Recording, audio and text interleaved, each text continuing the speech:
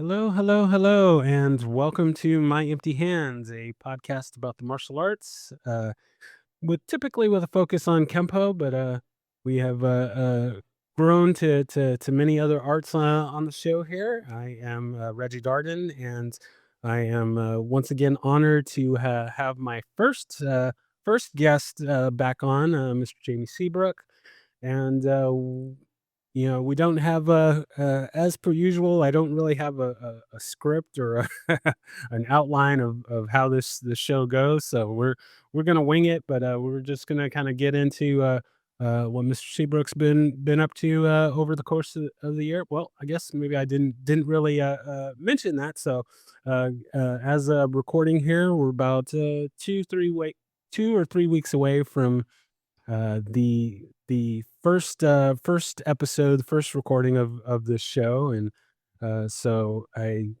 it the time flies by so fast, and I had no idea that we're coming up to the anniversary. And initially my thought was that, oh well, I need to do some kind of big extravaganza, and uh time gets away from me, and I've got so many other things going on that I just totally skipped all of that. So we're just gonna have kind of I apologize if we're gonna be kind of all over the place. That hey, well, that's that's how this show goes. So but yeah, I'm just one. I wanted to kind of really say that I've just been really thankful for all of the support that my dozens of listeners have given. And uh, the show has been going way better than I could have ever imagined.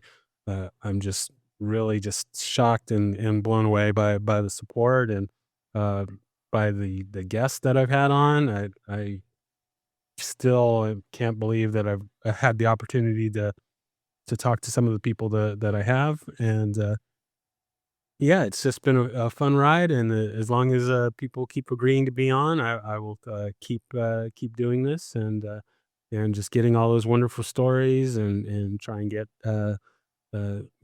good conversations about Kempo and about the martial arts. And yeah, we'll just keep rolling on here. So um, I think what we'll start things off here is it's been about a year since that first episode. So let's find out what Mr. Seabrook has been up to over the years. There's been quite a few milestones, and I will try and I guess we'll kind of try and compare and contrast a little bit this episode from the first episode. I just got done re-listening to that, so got a few things that kind of came up during the episode that I thought was kind of funny, and in comparison to how things are going now. But yeah, let's turn it over to our esteemed guest here, and yeah, how have uh, what are the things that have happened over the course of over the year, and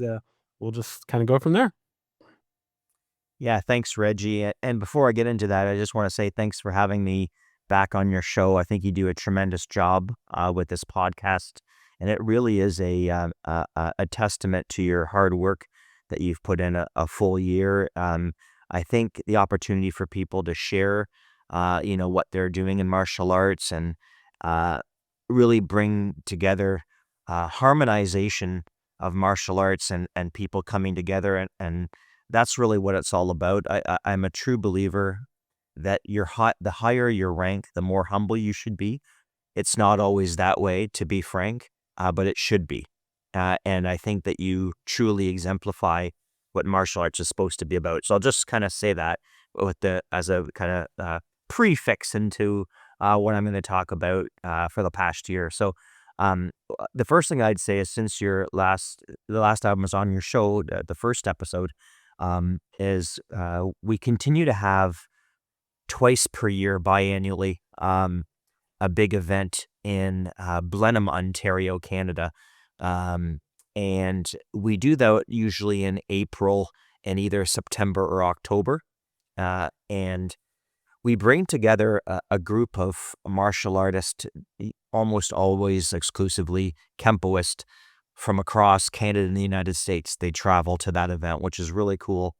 And we have a really, really, really dedicated group. Myself, I'm one of the two main instructors at the camp. The other person is Master Todd Durgan, who is the founder of the PKI and the Phasic Combatives Kempo Alliance. And our next event is coming up September 20th. And I just heard, it was yesterday or a couple days ago, that we already sold out for September 20th, which is not about us. I don't want to go tap myself on the shoulder. It really, to me, is a testament of the people that we're bringing together. I always say I have two things that are required if someone wants to train with me. The first is humility, and the other is an eagerness to learn. So if someone comes to me and they say, I'm already an expert in this, an expert in that, so I'm just trying to get a little bit of extra stuff, it's probably not the right, I'm probably not the right instructor for you. But if you're willing to kind of empty your cup, hence the empty hands, or get a bigger cup and be willing to learn, those are the people that I like to attract into Seabrook Martial Arts Academy. And I think we've done a good job at really producing an atmosphere where everyone is on board with that. So I'm really excited about that event coming up September 20th. So we had an event last fall, and we did another one in April 2025, April, May. I can't remember the exact date, but early around that time. And at that event, we do seminars, and then we also do live black belt testing. And, they do participants that are testing for, various degrees of black belt do sets, Kempo forms. They do self-defense techniques. They do live sparring. It was pretty interesting at our last event, just this past spring. Grandmaster Todd Durgan came right off the panel. It was just me and him, and actually fought the people that were testing. Like, how cool is that? That's completely unheard of. So that was quite an event. This past February, I had the opportunity to teach seminars in Santiago, Chile, and that was quite the experience. First time being in South America. I brought my wife with me. We stayed at Nelson Alvarez. He's one of my black belts. We stayed at his place with him and his fiance, and it was a great experience. I can say that I taught a master class, which was basically for brown and black belts. And then the next day, it was a Saturday, it was basically an 8-hour long seminar. So it was like 4 hours, a 1 hour break, and then an additional 4 hours. And it was interesting because the location that where I was supposed to teach at was no longer available. So I ended up teaching at Nelson Alvarez home. He has his own built-in dojo, but it was hot there, right? That's their hot time. And I remember teaching, and during my seminar, because we actually had a live feed too, if anyone wanted to join on Zoom, some of the black belts, you wouldn't see this on the video, would kind of, for just 15 seconds, leave my seminar, stick their head in the water of a pool that was right behind, and come back in. So it was really, really intense. I taught American Kempo techniques, grafting. I taught Filipino martial arts, stick and knife work, and I also did a lot of Gracie Jiu-Jitsu. So that was a great experience. And at that, I tested Nelson Alvarez for black belt 6th degree. He was the first person that I tested for 6th degree, and someone else tested for 6th degree this past April. Evan Wiley, who's been with me since, I think, 1997. And now Matt Trejo, who I know was on your show, will test for black belt 6th degree also this September 20th. Oh, very nice, very nice. So yeah, it's such a small world, and it didn't even really dawn on me. So, like you mentioned, I did interview Matt Trejo, and I did also interview Evan Wiley. Oh, cool. Um, as we're recording, that episode has not been put out yet, but yeah, I did have a chance to talk with him. So, Uh, uh, very excited about that. Actually, I think I've interviewed quite a few of people you've trained. Not all of those have been put out as of recording. Carrie Barnes, I know I interviewed her, so her episode is still forthcoming. Um, and I'll have to look at the list, but I believe there's quite a few people that have trained with you that I've had a chance to talk to. That's So amazing. Thank you. and some people I'm still working on. It's it's always tricky trying to get Trying to folks get on. folks on. Everybody's really busy, and I'm really busy as well. So but, we'll get people, as we That's can. here. Yeah. Um, so one of the things that, comes to mind, since we last, recorded, you, got promoted as well, and, so, I guess, let's, kinda talk about that a little bit. How's does that feel to be in the upper echelons of the Kempo journey, the Kempo, and we kind of talked about this on our first episode, but kind of the quote unquote mastery of the art, and just so how does it feel to be in those ranks now? Yeah, my ninth degree promotion was just a complete honor. It meant so much to me. Master Todd Durgan did the official ceremony, but one of the amazing things is that in addition to him signing my ninth degree certificate, it was signed by 7 other 10th degree black belts.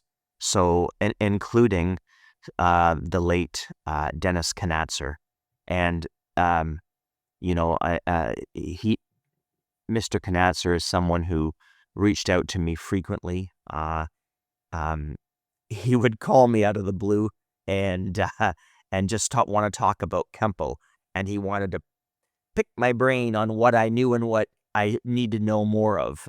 He was a fountain of knowledge. He would just call me and say, "Okay, Jamie, how you doing? Good. Okay, let's talk about Long Four. Tell me everything you know about it. Start, and I'll just listen," or stuff like that, right? And so for someone like with his knowledge base, Dennis Knatzer, to sign my certificate, oh my goodness, it meant everything. And then when I heard about his passing, it hurt, but it really meant a lot to have his signature and many other great 10th degree black belts, Paul Casey, founder of the Kempo Karate Hall of Fame, etc. on it.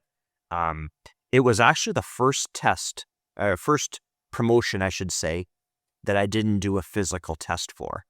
I had tested for every single rank, first degree to eighth degree, and because it was kind of like an um, PKKA board of directors, Todd Durgan, and getting the approval of many other 10th degrees on the signature. It was like, um, it was more of an honorary promotion, if you would, for ninth degree, but it meant so much to me. And to have a lot of it happened at one of our big events, our event last year, September or October. I can't remember the exact date.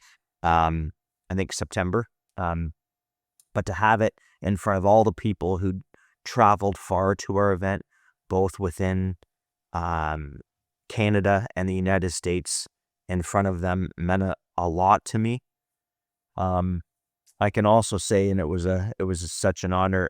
Just this past June, I was inducted into the Kempo Karate Hall of Fame in Las Vegas, and again, just a huge honor. One of the nerve-wracking things that happened, though, at the event was the day of the event, I was told that by Senior Master of the Arts and founder of the Kempo Hall of Fame, Paul Casey, that I'm going to perform long form 8.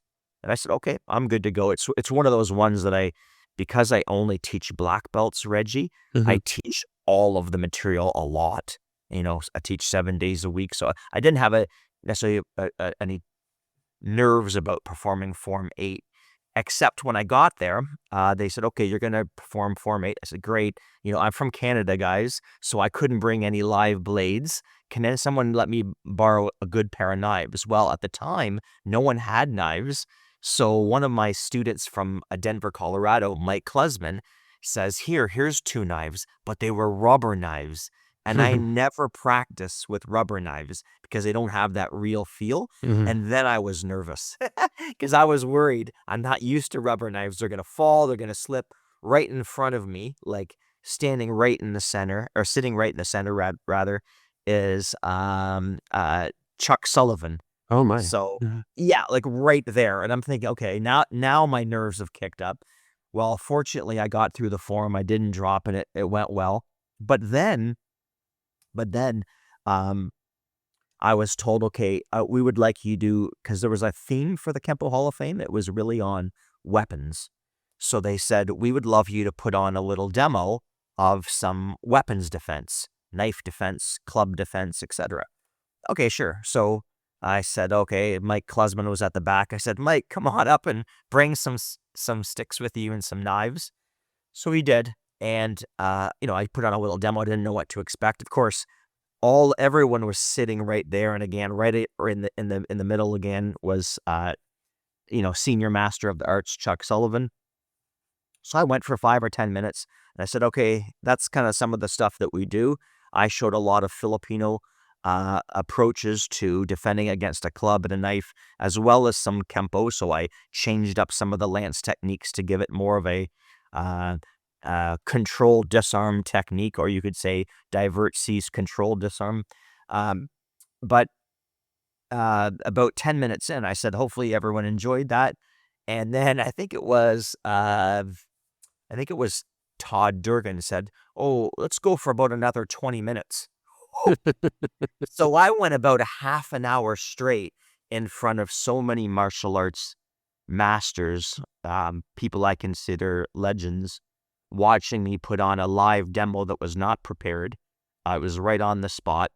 There was one point where I saw blood on Mike Klesman's wrist. So I whispered to him, "Are you okay?" "Oh, no, it's fine." I wasn't using real blades. "It's just from the repeated cutting Mhm. motion."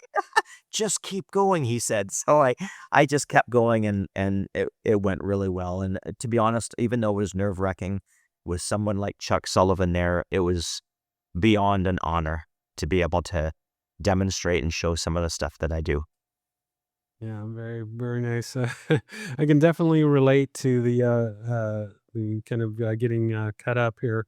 Actually, kind of jump over my shoulder here real quick.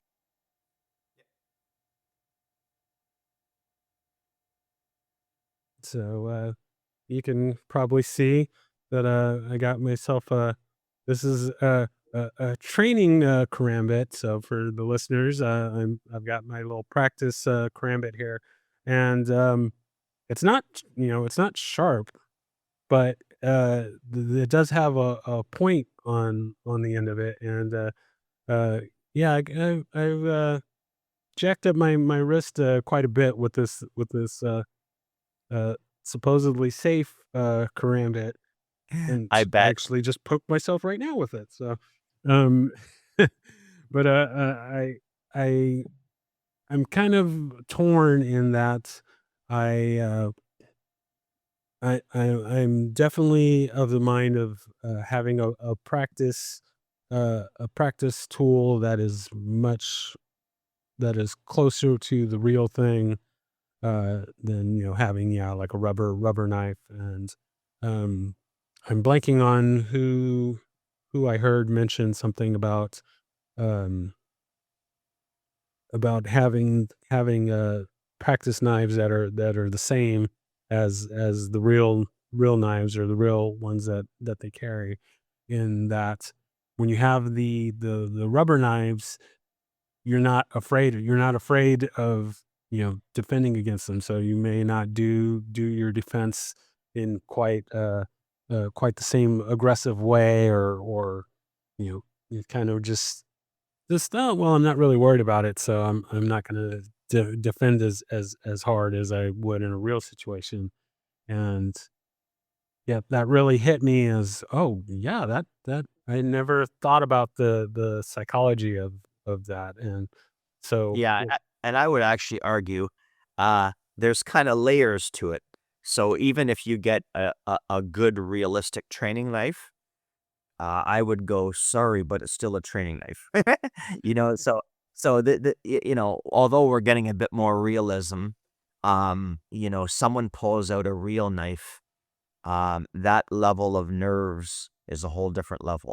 So, yeah, I like training with a solid training knife that's good to grip, that gives you a greater sense of realism, but it's still not the real thing. And of course, I'm not in any way advocating to train with the real thing. It's just, sometimes we can get a false confidence about our skill level.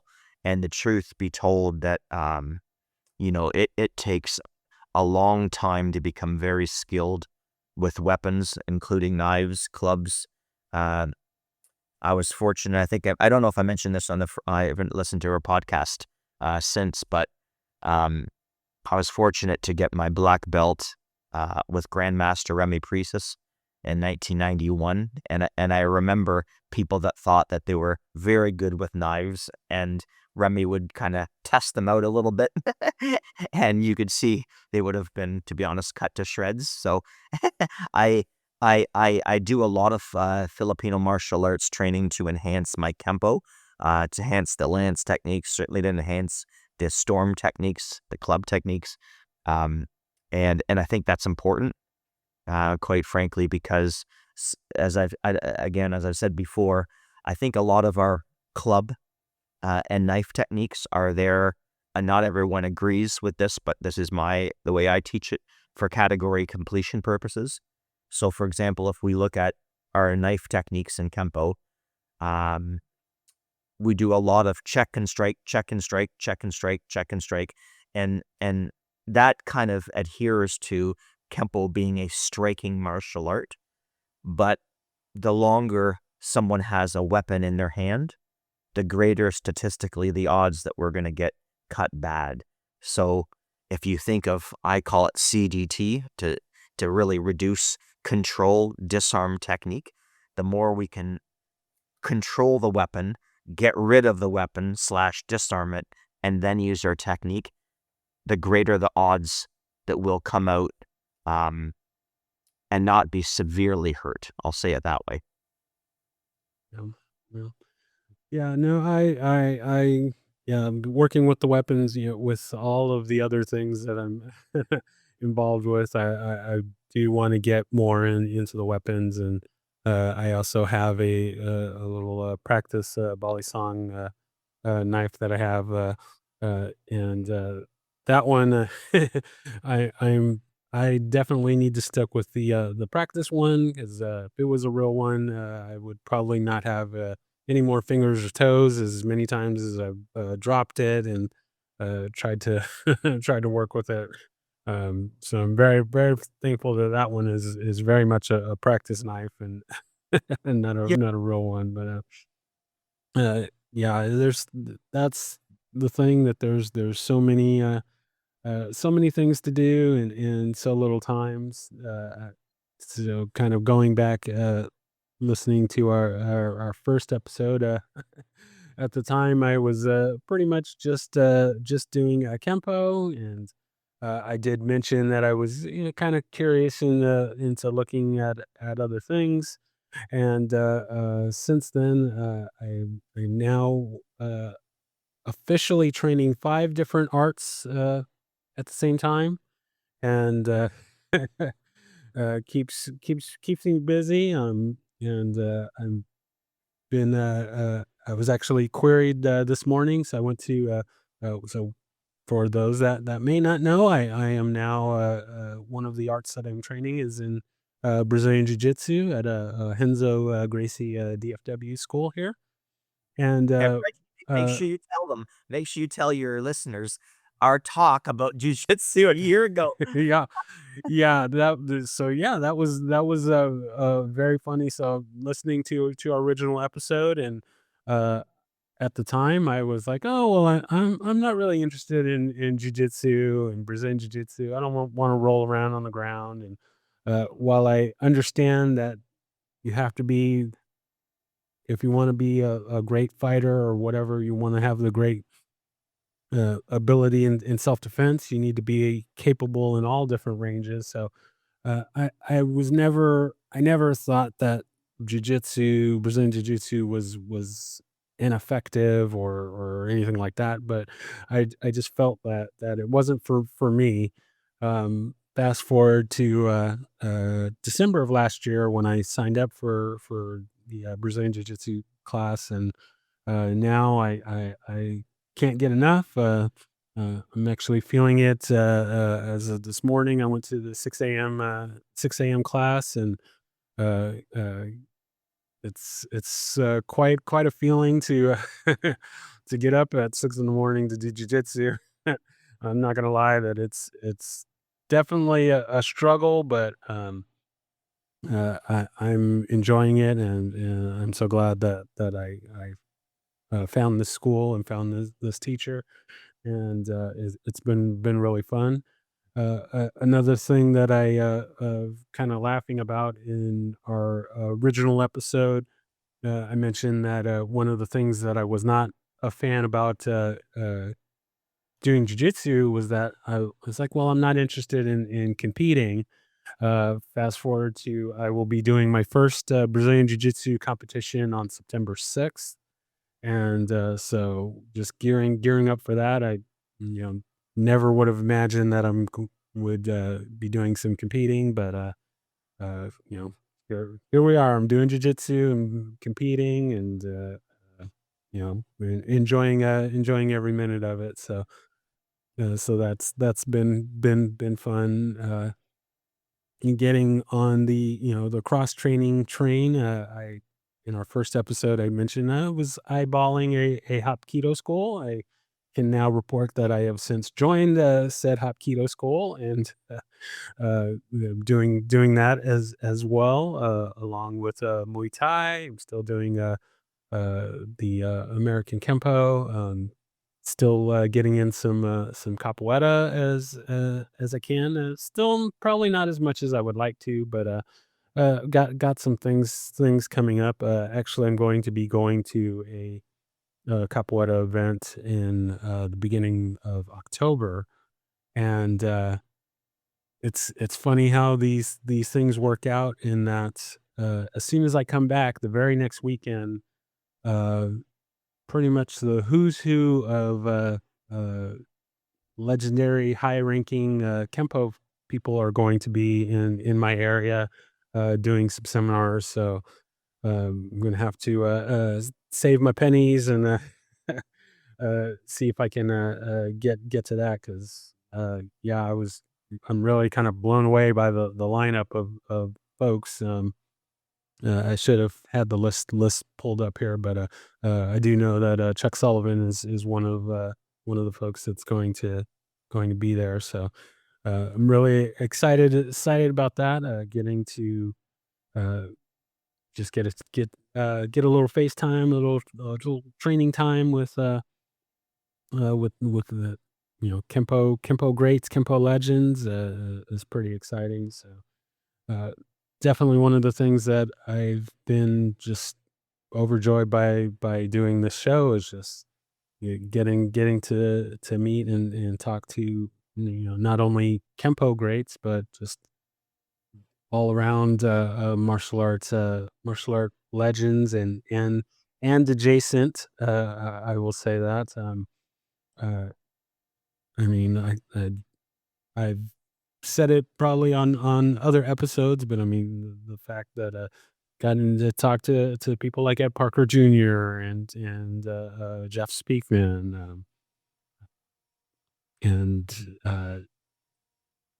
which people that are and are still very influential in my martial arts journey. Um, but just the fact that everyone has been very, very approachable, and so I've been really thankful for that. Um, of course, getting to speak with Dennis Knatzer um, was huge, especially with his passing. I believe I was the last interview that he that was out with him. So and that almost didn't happen, but luckily I was persistent enough to keep bugging him. And for those that are listening, that I reached out to, I'm sure sure you're probably getting tired of getting my messages here periodically, but I want to make sure that I get to everybody that I can, and uh, with that, you never know, you never know, the day is not promised to you, and unfortunately, we are losing some of the greats here, and um, so hopefully I can get those stories out, and just continue to do this. So really, really thankful for that. But yeah, just kind of just going through some thoughts here. Guess I'll kind of throw out a little bit of a kind of a, I don't know, state of the union, or just a, a kind of a contrast of kind of how things have changed a little bit since the show started. Um, really, I need to go back through some of the other episodes, but just listening to the first one, I was kind of surprised that I have not changed that much the format of the show, so to speak. I still don't do any pre prep. Maybe I should. Maybe I shouldn't. I don't know. We'll see. But the format hasn't really changed that much. So, whether that's a good or bad thing, I will leave that to the listeners. But I like how it's been going. I still consider myself pretty much a newbie at this podcasting thing. I used to say that I was a white belt at this, but I think I've moved up to yellow belt, and so so we've got that. Probably the one big change is that initially my kind of plan was to do a Kempo show and kind of a capoeira show, and kind of do all these multiple shows. But turns out that doing a podcasting is a lot of work, and doing multiple shows along with a job and a life. And doing 5 martial arts at one time, doesn't leave a lot of room for that. So, how I initially started doing things was, the main show was focused on Kempo, and then, the bonus episodes, whenever I, spoke with someone that was, not a Kempo person, that would be a bonus episode, and, um I did that for first few episodes, and then uh, once the workload got a little bit too much, I went ahead and changed it up, and so now just all the episodes are getting into the same feed, and just continue the episode numbering, and won't segregate things to bonus episodes or anything like that. So for the listeners, sorry. When I started the show, I had put out the kind of call of, oh well, should I just have Kempo people, or should I have other martial arts people? And I love the arts too much to just limit it to having just Kempo people. So yeah, so I've had and since I cross train, I've got to have all the different perspectives. Uh, but maybe looking through the lens of Kempo. So, I've had all kinds of folks. I've had, Brazilian Jiu-Jitsu folks. I've had, Hapkido folks, and, who anybody else that wants to train, we'll have them on as well. Um, as as we're recording here, I've got some things that are coming up, that I guess I'll just kind of throw out there. One, I did get to interview Paul Herzog the other day.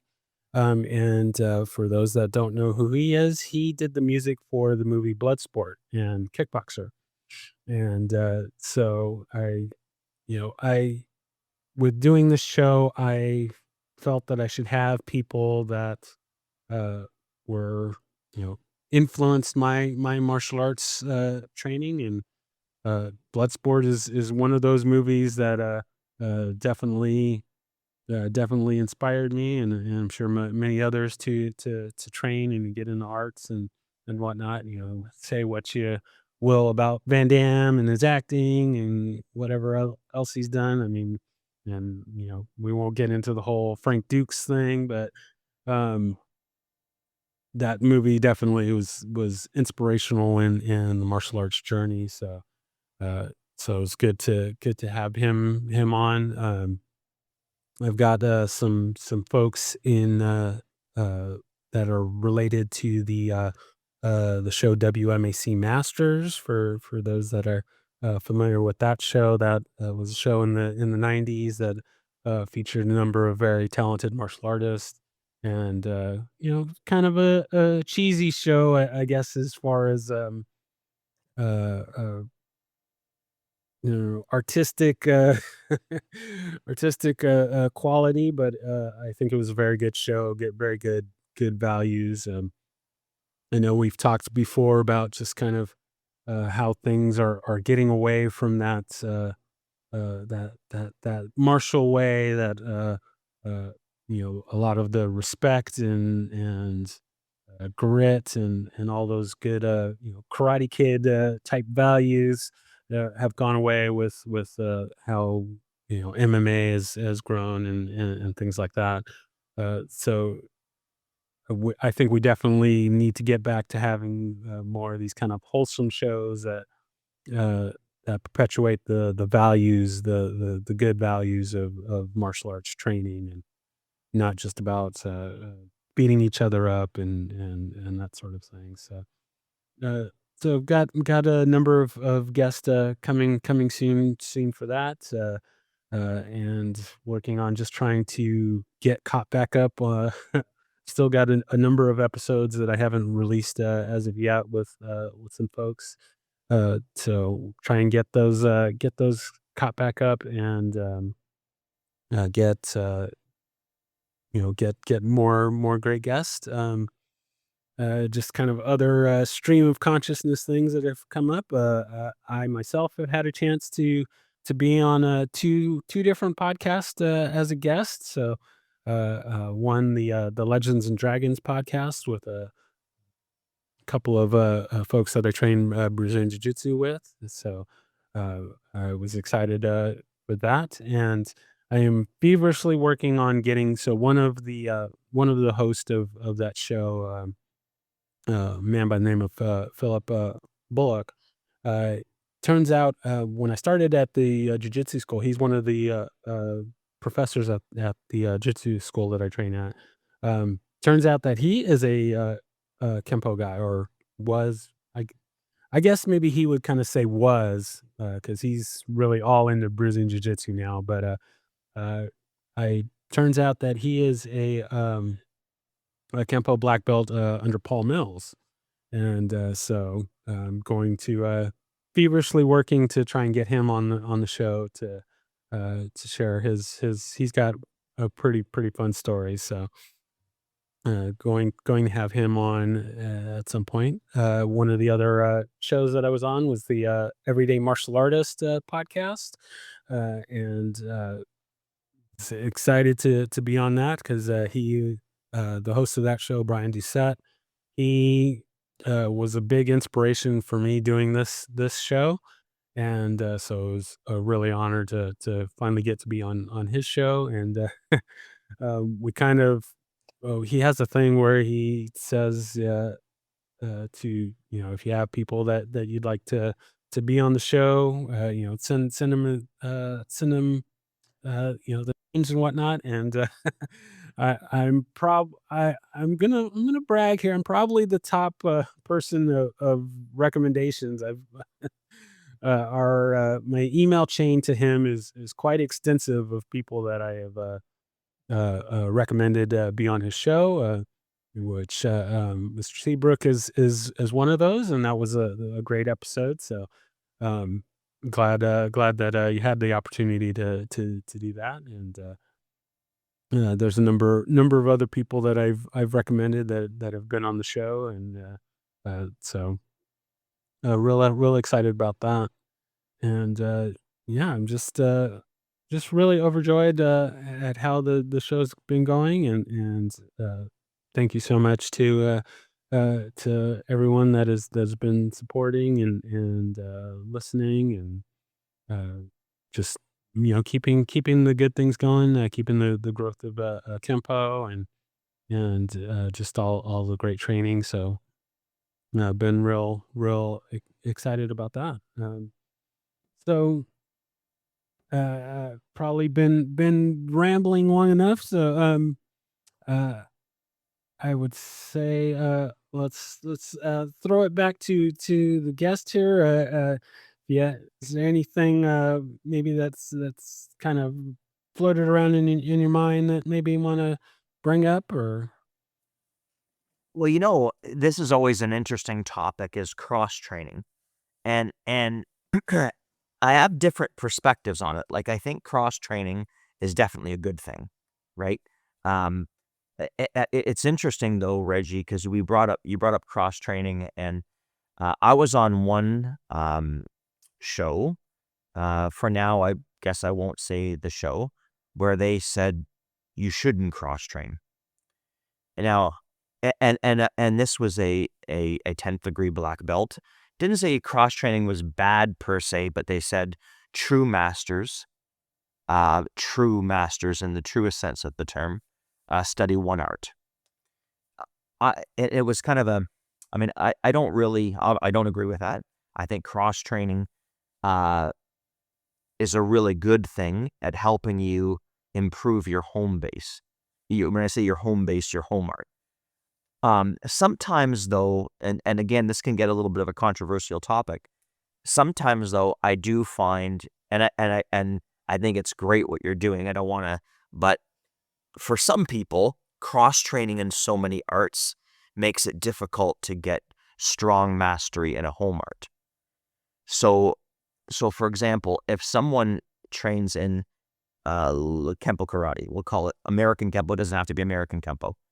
Um, But the cross training in this and this and this and this and this and this and this, it's very difficult for their Kempo instructor to really work on the finer details of the art because they're trying to memorize things in 2, 3, 5, 6 different arts. Does that make sense to you? Oh So yes. so for example, as I mentioned before, I only teach black belts. Here's my perspective on cross training, and I'm just gonna spew it out there, and I know there'll be different views, but I think Kempo is one of the strongest striking arts. This is my opinion, okay? Having done it for the last 40 years, I started in 1985.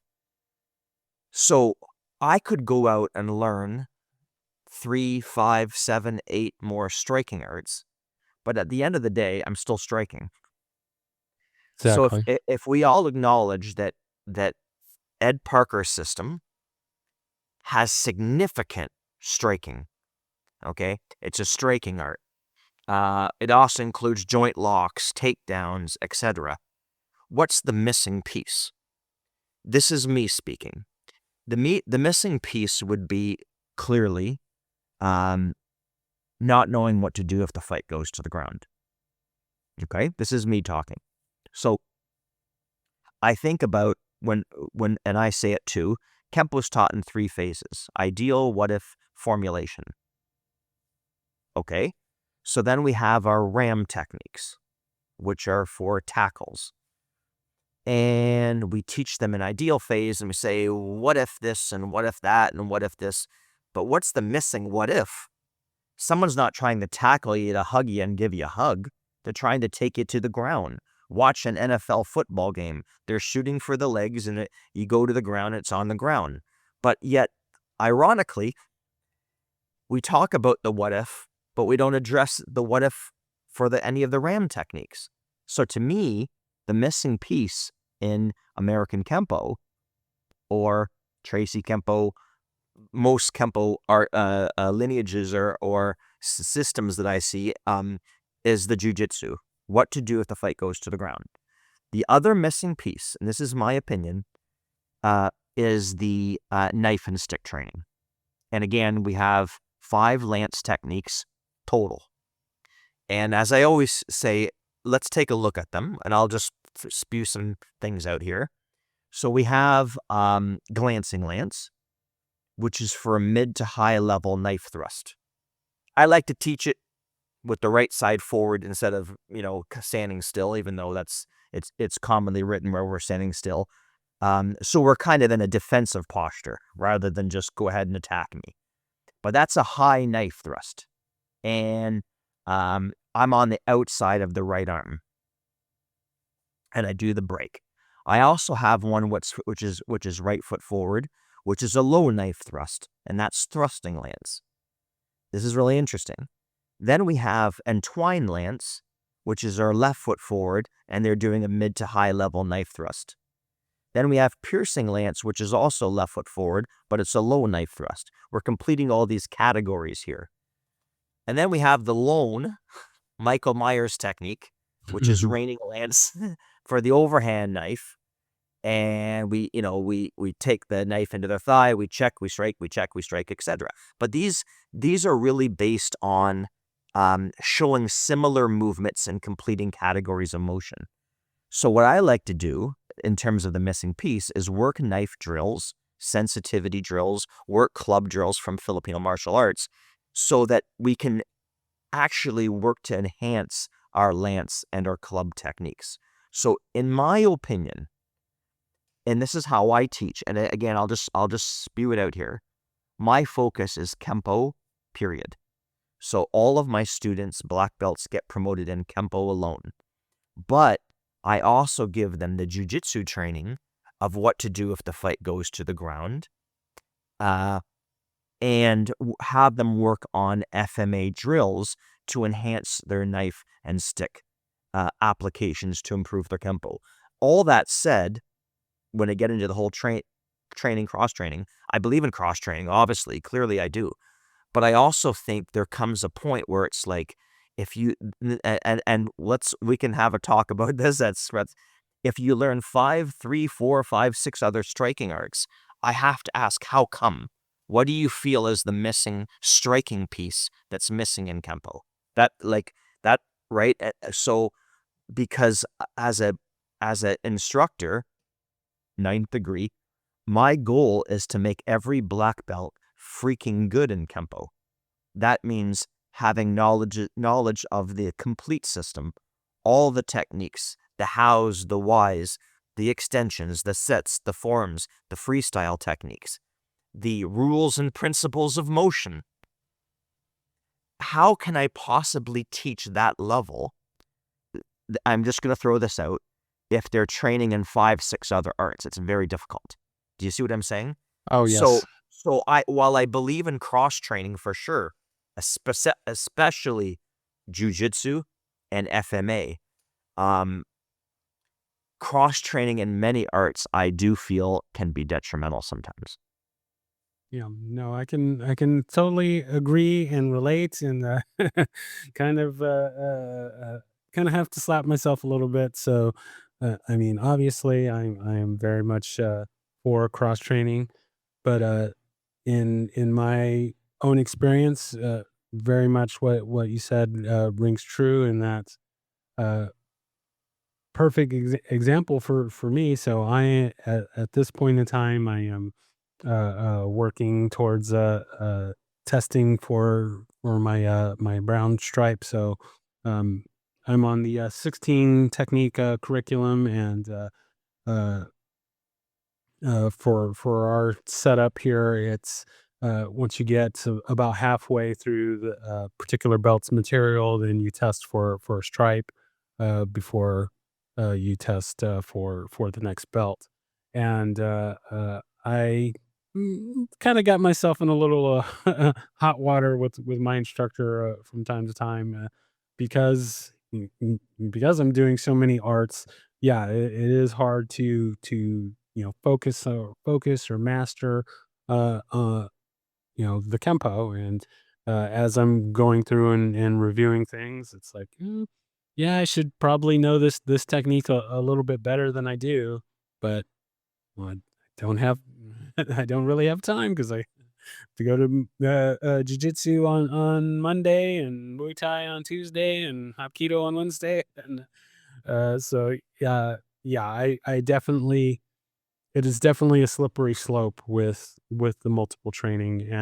And there should definitely be a focus on the core art, and then applying the cross training with the other arts. um One of the things that you mentioned that I do think is a good question to ask, and something I've never really thought about is, yeah, if you're doing these multiple martial arts, why are you doing it? Like you said, if you're doing 5 different striking arts, it's like, why are is that? What pieces are missing from that?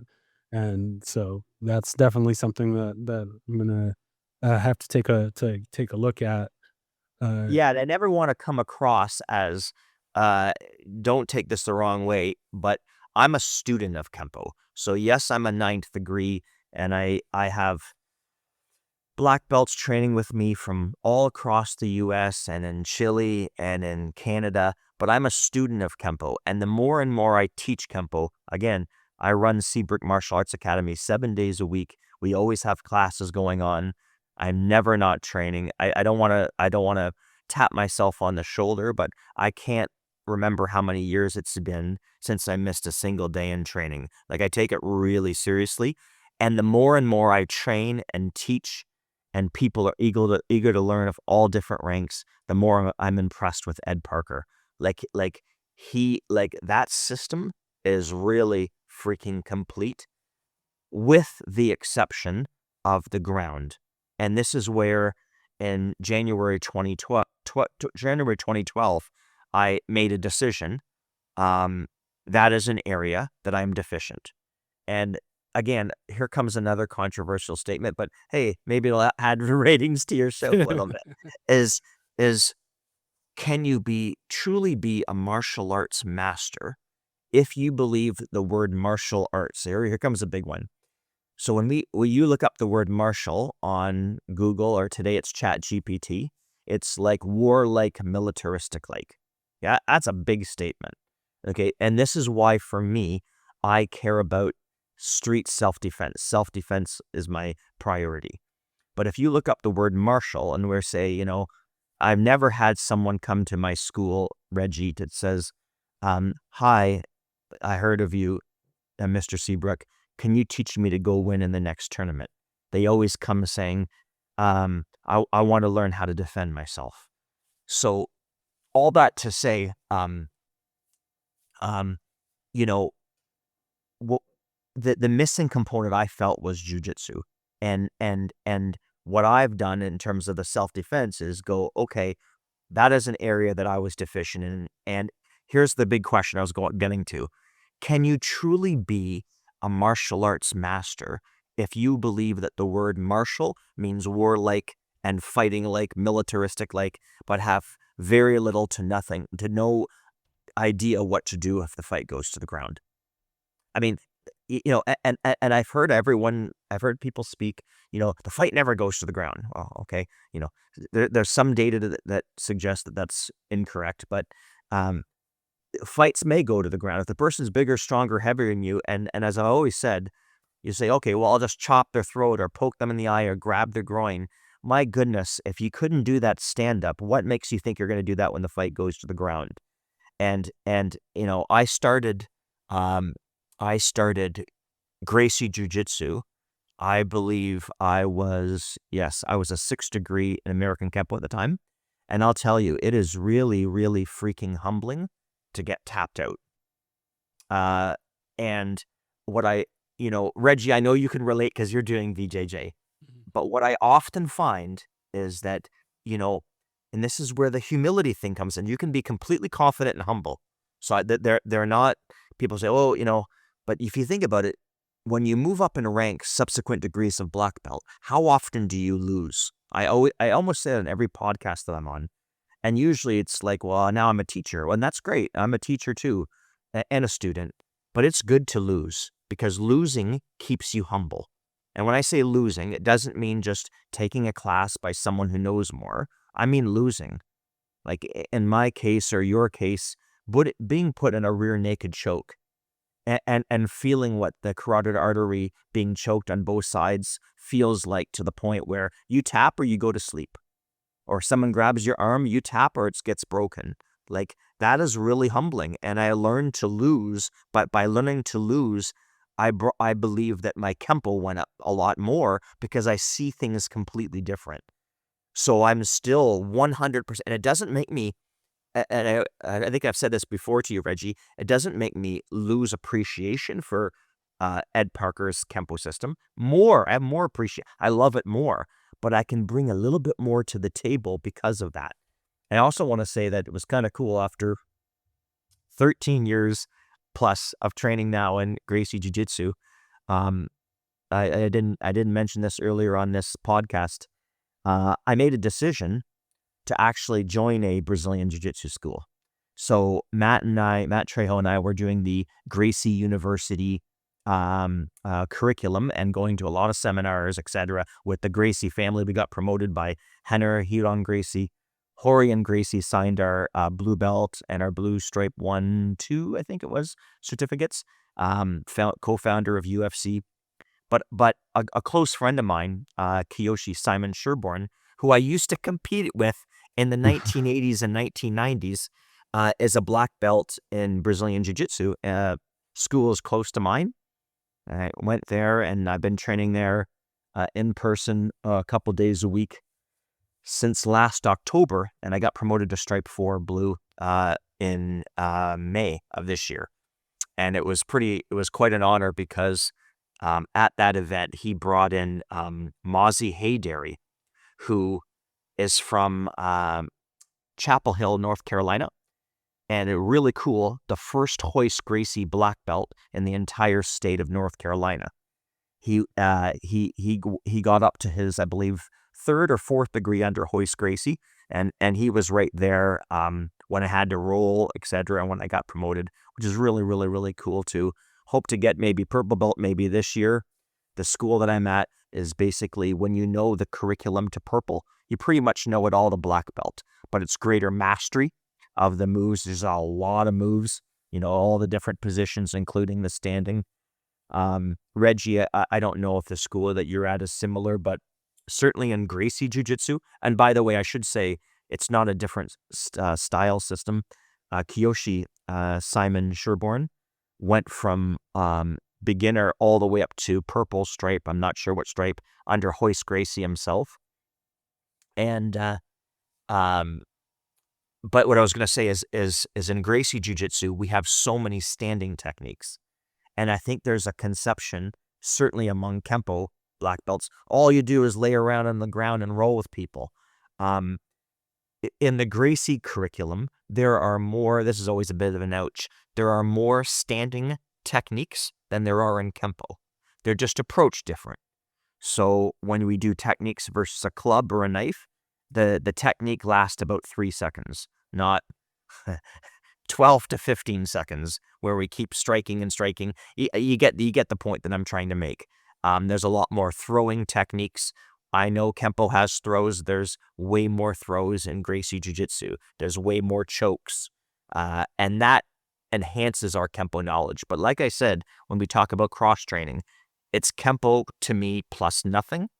But I use the Gracie Jiu-Jitsu / Brazilian Jiu-Jitsu to enhance the ground, and I use the FMA to enhance the stick and the knife work, if that makes sense.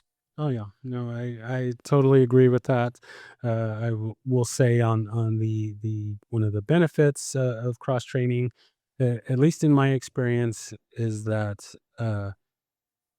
I've been I feel like I've been applying a lot of the Kempo principles to the other arts, and kind of vice versa. I definitely think, um, now having doing Brazilian Jiu-Jitsu, uh, there I mean, on a daily basis, I am applying Kempo principles to the Jiu-Jitsu, and it's definitely helped my Jiu-Jitsu, for 100%.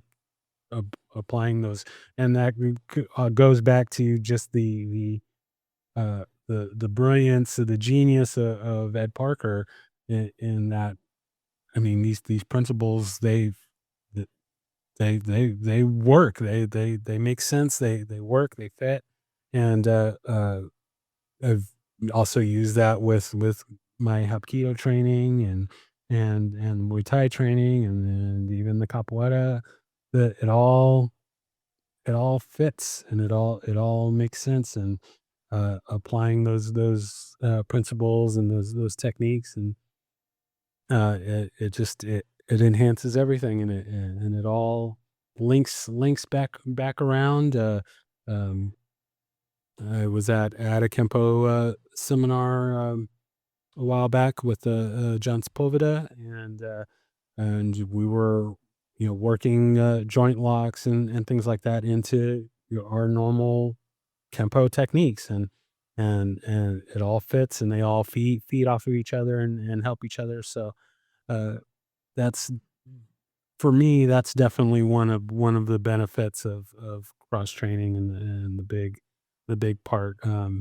We could debate where maybe more of the focus should be, but, I definitely think if there's anything to take away from, or get from cross training in other arts, is that, uh, that Kempo base, fits very well with everything else, and everything, we can all, teach and learn from each other, so, and from the different arts, so. I'm a big fan. I think I mentioned him on the first podcast. I'm a big fan of Hoist Gracie. I don't think he gets near enough credit as he should, because people now say, "Oh, everyone is doing jujitsu now." But you understand that again. In the early '90s when the UFC was created, it was style versus style, and take out the rules except for no eye gouging and no biting. And all of the strikers were convinced they were going to win. I've heard everything from the Gracie conspiracy. Yeah, yeah, yeah. Look, I watched those fights. They had an opportunity to win and they couldn't get it done. Like that's but that said, I heard Hoyce one time say, if there was three things that you would say defines a top martial artist, what would you say? And I just think it's so brilliant. He makes things so ridiculously simple, and I couldn't agree more. He says in this order: one, knowledge. You must know what you're doing. So at the end of the day, if you don't have knowledge in martial arts, you're in trouble. Knowledge. Number two is one that we don't talk a whole lot about. He said endurance. And it's very interesting. He says, you might have the best sports car in the world, but if you got no gas in it, it ain't going anywhere. So when I think about endurance, I think about, and I'm sure Reggie, you experience it. Maybe you experience it today at 6 a.m. Is when you roll. My goodness, what a workout! Like I have sparred for 40 years, and I don't want to tap myself on the shoulder here, but I can say I know how to take breaks and tire people out because I've been doing it for 40 years. But my goodness, when you have someone 30, 40, 50, 60 pounds heavier on you, laying on top of you in a side mount, and you have to make a decision to escape or chill, man, that is pressure. So at the school that we do, we usually do 5 consecutive rolls, and he has a system built up where you hear beep, beep, beep, beep, beep, beep. And my goodness, that beep couldn't come earlier. But you know what? That is a good thing because it's pressure testing you, right? It's like when I'm sorry to say this, but I'm going to say it anyway, but you will appreciate it because you do jujitsu. When we do sparring from a standing position, and then you and I, Reggie, get too close, stop, break. There's no break. now that we're in clinch, the fight continues. There's no breaking. So I love stand-up sparring. I do it all the time. Our black belts fight. I like kickboxing, but there's no break. I mean, if you look at those original UFCs, as soon as Hoist Gracie established the clinch, you were done.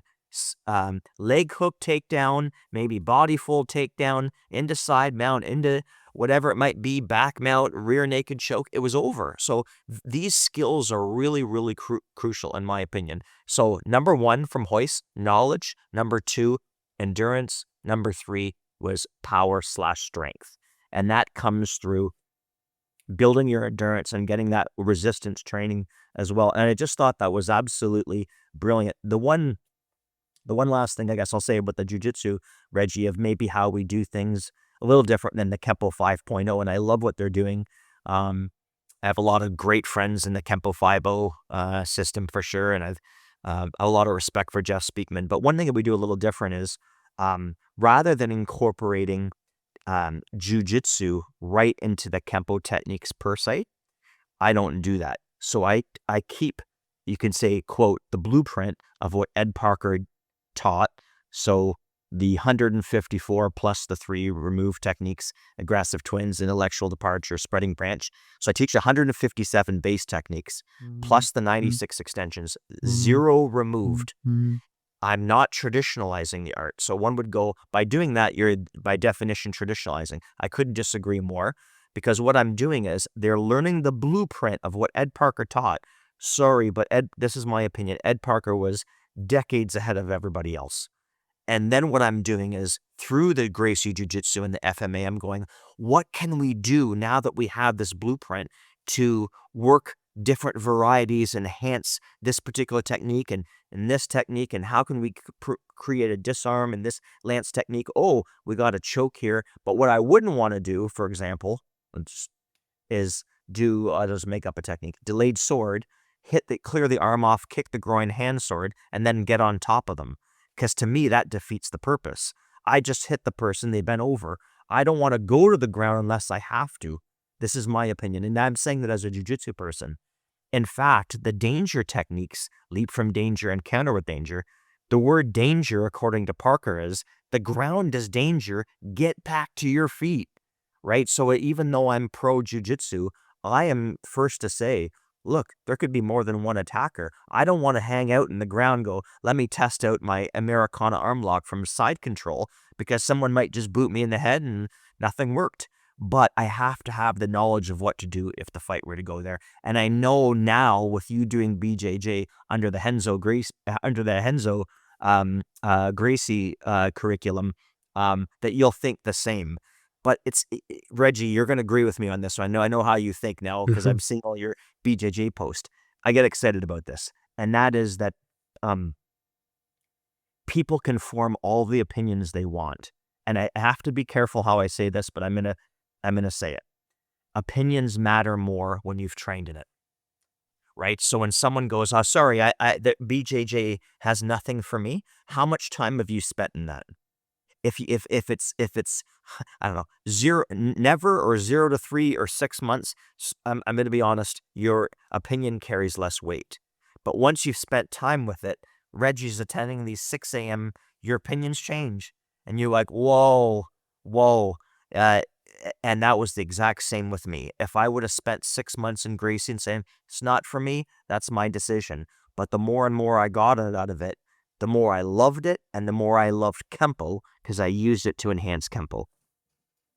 Yeah, I agree, and gonna kind of steal Professor Philip, my one of my jujitsu coaches. I'm gonna steal his story a little bit. He tells it so eloquently, but he was a pretty high-ranking Kempo black belt, and a friend of his invited him to come try out some jujitsu, and he came in there. Well, kind of first he said, "Oh well, I'm gonna like come in there with my black belt and with all my little red stripes and stuff on there." And his friend's like, "Don't do that. Don't don't do that. Don't do that." And he's like, "Oh, okay." So he didn't wear his black belt, but he came in there and thinking, "Oh, okay, like I'm gonna just." go in there and show these guys who's boss. I'm trained under Paul Mills. I've got the goods." And he got into the school, and a young man proceeded to tie him up in tie him up in many a knots, and he thought, "Oh well, okay, you got lucky. You got lucky. I'm just warming up. The Let's go again." And the one guy, I don't know if you've ever interviewed him, but if you haven't, I think you should try to get him on your show. Uh, and if you have, maybe bring him back. I have trained with most of the seniors, but one person I've never been on the floor with, but I am so impressed with him, Kempo and Jujitsu, and he's a really doggone good guy, Mohammed Tabatabai. Um, yes, yes, he working on trying to get him on. Yes. Yeah, you know what? You know what? Mohammed, was one of the few, of course, it was him, Jody Sasaki, Larry Tatum, and Steve Spry. Those were the main 4 back in the, '80s that had Hmm. the VHS tapes, which are now Yeah, the long, I Panther think, on the production. Oh yeah, oh yeah. yeah, No but more. I'll tell you, his Kempo is really good. He makes I love his instruction, and I can tell you, having now trained since January 2012 in jiu-jitsu, man, his jiu-jitsu is good. And I've reached, one of the only guys I've never been on the floor with. We've done a couple, messenger, just a good guy and someone I hope to meet in the future.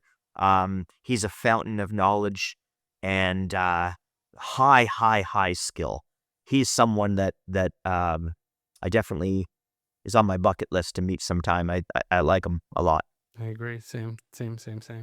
So to just kind of jump back to Professor Phillips' story here. So this young guy ties him up quite a few times, and uh, humbles the good professor a bit, and he's, okay, well, all right, then maybe there's something to this jujitsu thing, but he he says that he's heading out of the academy, and it's like, oh, that was pretty good, like, how long have you been training?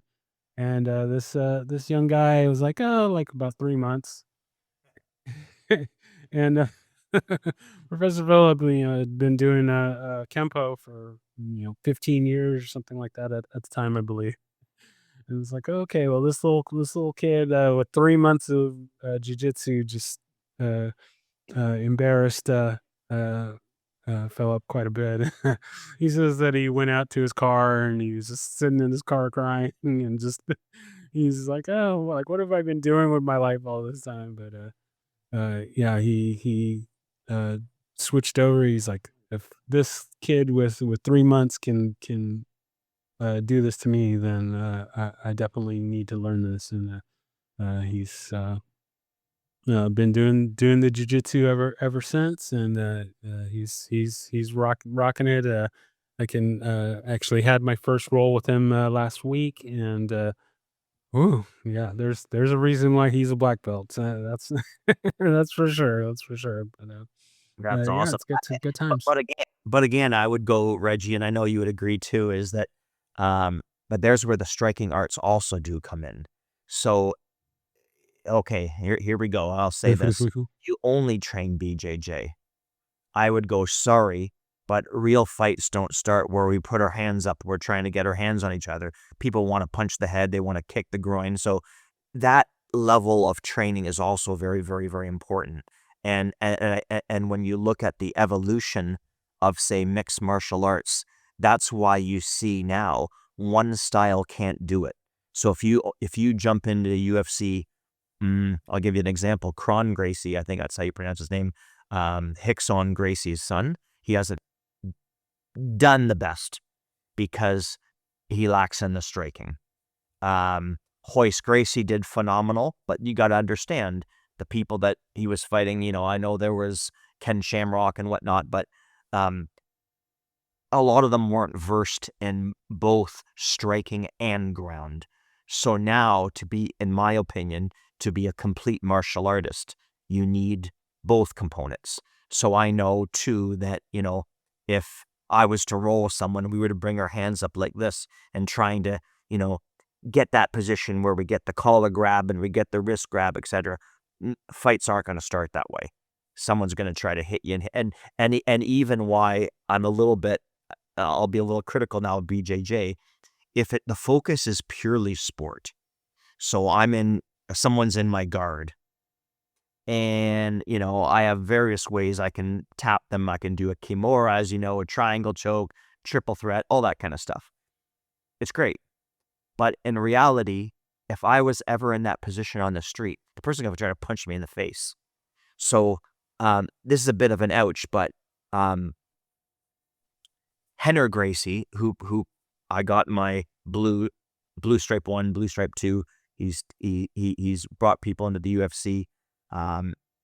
He said at one of the seminars I attended, if you're at a BJJ school and the word punch is not mentioned in an hour class, if you want to learn self-defense, run for the door, because the focus is exclusively sport.